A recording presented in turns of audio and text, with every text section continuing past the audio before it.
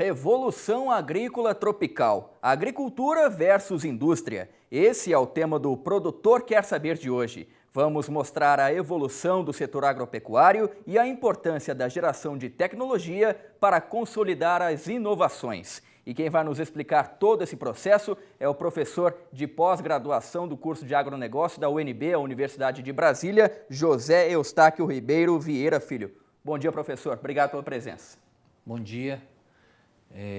Obrigado aí pelo convite para estar conversando aí com os agricultores, né? E a ideia aqui é tentar mostrar que não existe essa rivalidade entre agricultura e indústria. Isso é algo que aconteceu no passado. Então hoje acho que o que existe é um benefício mútuo entre os dois setores, né? Perfeito. E agora vamos falar então, professor, das mudanças, das transformações nas últimas 2 décadas. Certo. Então, quando a gente pega o tema tecnologia, né, o que eu vou falar aqui está baseado num livro que a gente vai estar lançando, eu e um professor americano, que é o professor Albert Fischler, um especialista em desenvolvimento econômico, e a gente tenta nesse livro mostrar a importância do desenvolvimento agropecuário na economia brasileira. E muitos acreditam o seguinte, que a agricultura ela é um setor marginal. Ou seja, para eu ter um processo de desenvolvimento econômico, eu tenho que desenvolver primeiro a agricultura para depois desenvolver a indústria. Mas, na verdade, essas coisas se coevoluem ao mesmo tempo. Então, não tem como eu falar num país que tem um moderno setor agropecuário sem ter uma moderna indústria. Então, essas coisas convivem entre si. E quando a gente vê o exemplo da agricultura, a gente percebe que a agricultura cresceu muito ao longo das últimas décadas, né? Ou talvez aí a gente possa mensurar nos últimos 50 anos.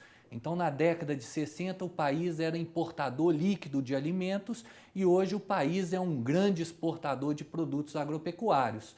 Então, essa transformação se baseou em conhecimento e tecnologia. Perfeito. Agora, qual que é a importância da construção institucional para a gente conseguir gerar tecnologia no campo, professor? Tá. Por detrás de qualquer desenvolvimento do setor agropecuário, a gente tem que entender que a ideia não é eu compro uma tecnologia e aplico, e uma vez eu fazendo isso eu tenho ganhos de produtividade. Por detrás disso está uma grande mudança institucional, que vai promover a educação, que vai promover a difusão tecnológica, que vai promover a disseminação do conhecimento. Então, quando a gente pega o caso da agricultura, a gente vê a Embrapa como uma grande instituição promotora do conhecimento. Mas a Embrapa, sem outras instituições, ela também não desenvolve o seu papel corretamente. O que eu quero dizer com isso? É que no processo de inovação tecnológica, a gente tem a adoção tecnológica, que é feita pelo produtor, a gente tem a difusão tecnológica, que normalmente são feitas pelo serviço de assistências técnicas, que pode ser privado ou público, e tem a geração de conhecimento. E aí, nesse caso, a Embrapa ela é muito importante, mas também empresas privadas e institutos estaduais de pesquisa também. Ou seja, então a gente tem a geração, a difusão e a adoção. Então não adianta eu gerar conhecimento e lá na ponta o produtor não adotar essa tecnologia. Então a construção do ambiente institucional que está por detrás dessas transformações produtivas, ela é muito importante. E isso aconteceu na agricultura e na indústria. Perfeito, professor. Agora, para a gente falar um pouco mais a respeito, aprofundar essa construção institucional que o senhor está falando, podemos começar usando o caso da Petrobras também, que tem um grande desafio para a exploração do pré-sal. Como é que essa evolução tecnológica vai ajudar nesse processo específico? Então, é importante a gente ver o seguinte, pega o Brasil hoje, quais são os 3 exemplos de sucesso de inovação tecnológica? O primeiro que vem à cabeça é Petrobras. Petrobras foi criada em 1953. O segundo é a Embraer, que também é uma indústria na produção de aeronaves. Ela foi criada em 1969. E o terceiro exemplo é a Embrapa, que foi criada em 1973. Quando a gente pega o setor petrolífero, né, e aí a gente vê a dimensão da profundidade das explorações no pré-sal e os desafios envolvidos, são enormes. Então, na década de 50, a Petrobras ela produzia apenas 7% do petróleo consumido no país. Atualmente, a Petrobras ela é autossuficiente, ou seja, nós produzimos até mais do que o que a gente consome. E quando a gente vê os desafios tecnológicos na exploração do pré-sal, qual que é o sucesso da Petrobras? Antes, ela explorava petróleo em profundidades muito baixas, onde o mergulho humano é permitido. Mas a partir do momento que você começa a explorar em profundidades acima de 2.000 metros, 3.000 metros, tá? Que é o caso do pré-sal, os desafios tecnológicos são outros. A gente costuma dizer o seguinte: explorar petróleo em alto mar, na verdade, é como o homem tentar ir à Lua. Então, o homem não consegue enxergar nada a partir de 3.000 metros de profundidade. Então, os desafios tecnológicos são tão grandes como ir à Lua. Tá? Então, o que a Petrobras faz basicamente é isso. Essa figura aí mostra um pouco das complicações que você pode ter nesse tipo de exploração.